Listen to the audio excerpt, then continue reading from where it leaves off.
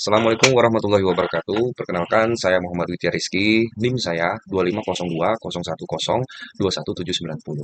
Pada video ini, saya akan membahas tema Indonesia 2045 keluar dari Middle Income Trap.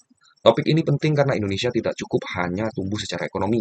Yang lebih penting adalah bagaimana pertumbuhan itu mampu menaikkan produktivitas nasional, memperkuat daya saing, dan membawa Indonesia menuju negara maju.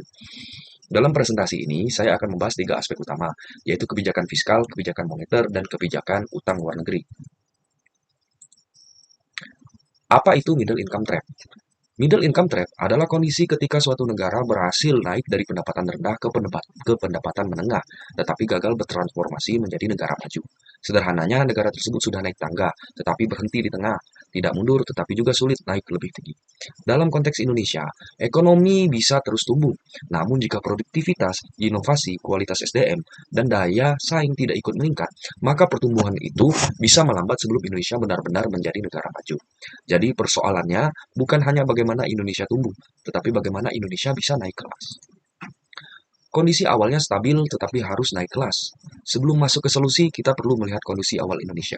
Pada slide ini terlihat bahwa Indonesia memiliki fondasi makro yang relatif baik. Pertumbuhan ekonomi masih berada sekitar 5%, proyeksi dan pertumbuhan juga relatif stabil. Dan Indonesia sudah termasuk kelompok pendapatan menengah atas dengan GNI per kapita yang terus bergerak naik. Namun ada catatan penting, stabilitas saja belum cukup. Kalau ekonomi hanya stabil tetapi produktivitasnya tidak naik, maka Indonesia bisa tetap berada di zona pendapatan menengah. Karena itu, stabilitas harus digunakan sebagai modal untuk mempercepat produktivitas, inovasi, nilai tambah, ekonomi, dan penguatan penerimaan negara. Intinya, Indonesia sudah punya fondasi, tapi fondasi itu harus dipakai untuk membangun ekonomi yang lebih produktif. Mengapa Indonesia berisiko terjebak? Setelah melihat kondisi di awal, pertanyaan berikutnya adalah, mengapa Indonesia tetap berisiko terjebak dalam middle income trap? Risikonya bukan karena ekonomi berhenti, risikonya muncul karena transformasi produktivitas belum cukup cepat. Ada empat hal utama. Pertama, produktivitas tenaga kerja belum melonjak. Jumlah tenaga kerja besar, tapi output para pekerja harus terus ditingkatkan. Kedua, manufaktur bernilai tambah masih terbatas. Indonesia harus naik dari komoditas ke produk industri yang lebih kompleks. Ketiga, kualitas SDM belum merata. Pendidikan vokasi dan skill digital perlu diperkuat di banyak wilayah. Keempat, inovasi dan R&D masih rendah. Padahal negara maju tidak hanya memakai teknologi, tetapi juga menciptakan teknologi. Dari diagnosis utamanya adalah Indonesia harus berubah dari pertumbuhan berbasis volume menjadi pertumbuhan berbasis produktivitas dan inovasi. Dari kondisi tersebut, menurut saya ada tiga pilar utama agar Indonesia keluar dari middle income trap. Pilar pertama adalah fiskal produktif, artinya belanja negara harus diarahkan ke SDM, infrastruktur, riset, hilirisasi, dan pemerataan. Pilar kedua yaitu moneter stabil. Inflasi dan rupiah harus dijaga agar investasi, konsumsi, dan kepercayaan pasar tetap kuat. Pilar ketiga adalah utang produktif. Utang luar negeri boleh digunakan tetapi harus diarahkan proyek yang menciptakan ekspor, produktivitas, multiplier effect. Tujuan akhirnya adalah pertumbuhan yang tinggi, produktivitas naik, dan daya saing global yang semakin kuat. Pada aspek fiskal, poin utama saya adalah bahwa belanja negara harus produktif. APBN tidak boleh hanya menjadi alat belanja rutin. APBN harus menjadi mesin peningkat produktivitas nasional. Belanja negara perlu diarahkan ke sektor yang berdampak jangka panjang, seperti SDM dan vokasi infrastruktur logistik, riset, dan inovasi, hilirisasi industri, UMKM naik kelas, serta kesehatan dan gizi. Kalau saya sederhanakan, setiap rupiah APBN harus bisa menjawab satu pertanyaan, apakah belanja ini membuat Indonesia lebih produktif di masa depan? Kalau jawabannya iya, maka belanja itu layak untuk diprioritaskan.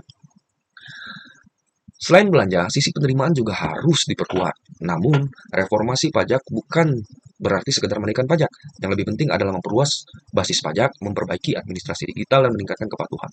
Digitalisasi, data matching, formalitas ekonomi bisa membantu mengurangi ekonomi informal. Tetapi pajak juga harus tetap adil, bertahap, dan sensitif terhadap daya beli masyarakat serta UMKM. Insentif pajak juga harus selektif. Insentif sebaiknya diberikan untuk kegiatan yang benar-benar menciptakan nilai tambah, seperti riset, ekspor, dan lain sebagainya. Jadi, fiskal yang kuat bukan hanya soal penerimaan besar, tetapi bagaimana penerimaan itu digunakan untuk mendorong sektor yang bernilai tambah. Berikutnya adalah aspek moneter. Nah, kebijakan moneter bukan hanya soal suku bunga. Lebih dari itu, moneter berfungsi menjaga kepercayaan dan ruang investasi jangka panjang. Inflasi yang terkendali membuat rumah tangga dan pelaku usaha berani mengambil keputusan. Rupiah yang stabil juga penting agar investor memiliki kepercayaan terhadap ekonomi Indonesia. Polisi mix yang dibutuhkan antara lain yaitu suku bunga yang terukur, intervensi falas untuk mengurangi volatilitas ekstrim, kebijakan makroprudensial untuk menjaga kredit produktif, serta sistem pembayaran digital untuk efisiensi ekonomi. Jadi, stabilitas harga rupiah adalah fondasi agar transformasi ekonomi bisa berjalan. Namun, stabilitas moneter tidak boleh berhenti di pasar keuangan saja. Agar berdampak nyata, stabilitas harus mengalir ke sektor real dalam bentuk pembiayaan produktif. Alurnya seperti ini.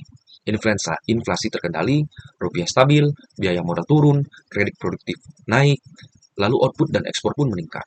Nah, sektor yang perlu didorong adalah UMKM, industri, ekspor, digitalisasi, dan inovasi. Jadi, moneter yang baik itu bukan hanya menjaga ekonomi tidak stabil, tetapi juga membantu ekonomi bergerak ke sektor yang lebih produktif. Nah, aspek ketiga adalah utang luar negeri. Menurut saya, utang bukan sesuatu yang otomatis buruk. Utang bisa menjadi alat pembangunan jika dipakai untuk investasi jangka panjang. Tetapi kualitas utang tidak ditentukan hanya oleh nominalnya. Kualitas utang ditentukan oleh manfaat ekonominya. Prinsipnya, utang yang baik adalah utang yang menghasilkan kapasitas bayar lebih besar di masa depan. Resiko utang dan cara kita mengendalikannya. Tentu saja strategi utang harus disertai manajemen risiko. Ada beberapa risiko yang perlu dikendalikan seperti risiko kurs, risiko bunga, risiko proyek, dan risiko moral hazard. Karena itu pemerintah perlu berhati-hati dalam menggunakan utang luar negeri. Utang falas sebaiknya dibatasi untuk proyek yang tidak menghasilkan penerimaan falas. Selain itu, tenor harus jangka panjang, biaya harus rendah, dan proyek yang biayai harus memiliki multiplier efek yang jelas. Evaluasi dan transparansi proyek juga sangat penting agar utang tidak menjadi beban yang tidak produktif. Dan kata lain, pertumbuhan cepat tetap harus prudent, transparan, dan tidak mengorbankan stabilitas makro. Sektor yang harus didorong agar naik kelas, agar kebijakan fiskal moneter dan utang benar-benar berdampak. Ketiganya harus diarahkan ke sektor prioritas. Contohnya adalah manufaktur bernilai tambah, ekonomi digital, green economy, pangan dan energi, logistik dan pelabuhan, pendidikan vokasi, riset dan inovasi, serta UMKM naik kelas. Bahasa sederhananya, Indonesia tidak boleh hanya menjadi pasar. Indonesia harus menjadi produsen, inovator, dan pemain global. Untuk mencapai Indonesia maju, strategi ini perlu dijalankan bertahap. Pada periode 2026 sampai 2029, fokusnya adalah stabilitas dan fondasi. Indonesia perlu menjaga stabilitas makro, memperkuat penerimaan, dan memulai reformasi produktivitas. Pada 2030 sampai dengan 2034, yaitu akselerasi produktivitas, SDM vokasi, reformasi industri, logistik murah, dan investasi produktif. Pada 2035 sampai 2039, Indonesia harus masuk ke tahap innovation take-off, yaitu memperkuat R&D, teknologi, manufaktur maju, dan ekspor mineral tinggi. Kemudian pada tahun 2040 sampai 2045, targetnya adalah high income consolidation, yaitu ekonomi berbasis inovasi, daya saing global, dan pemerataan wilayah. Ukuran keberhasilannya bukan hanya PDB naik, tetapi produktivitas, ekspor nilai tambah, kualitas SDM, dan penerimaan negara yang juga meningkat. Kebijakan harus saling mengunci. Selain ini menurut saya sangat penting karena fiskal, moneter, dan utang luar negeri tidak boleh berjalan sendiri-sendiri. Fiskal yang produktif akan kehilangan dampaknya jika inflasi tinggi dan rupiah terlalu volatil. Sebaliknya, moneter yang stabil eh, juga tidak cukup jika stabilitas itu tidak mengalir ke investasi produktif dan lapangan kerja. Begitu juga dengan utang. Utang produktif harus masuk ke sektor yang memang mendukung transformasi ekonomi, bukan sekedar menambah beban pembiayaan. Karena itu, reformasi fiskal, stabilitas moneter, dan utang produktif harus bergerak sebagai satu paket transformasi nasional.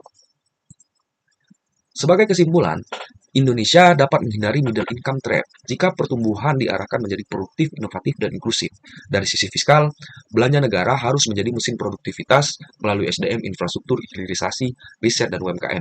Dari segi moneter, stabilitas inflasi dan rupiah harus menjaga daya beli, investasi, dan kepercayaan pasar. Dari sisi piutang luar negeri, utang harus selektif, produktif, transparan, dan mendorong transformasi teknologi. Kesimpulan akhir saya adalah, Indonesia tidak cukup hanya mengejar pertumbuhan yang tinggi. Yang dibutuhkan adalah pertumbuhan berkualitas, menaikkan produktivitas nasional. Terima kasih. Sebagai penutup, sumber yang digunakan dalam presentasi ini berasal dari World Bank Data, Bank Indonesia, Kementerian Keuangan, Bappenas, ADB Institute, IMF, serta dokumen soal UTS Perekonomian Indonesia Unsia semester genap 2005-2026. Sumber-sumber tersebut digunakan untuk memperkuat analisis mengenai middle income trap. kondisi makro Indonesia, serta arah kebijakan fiskal, moneter, dan utang luar negeri. Demikian presentasi saya. Terima kasih atas perhatian Bapak Ibu sekalian. Wassalamualaikum warahmatullahi wabarakatuh.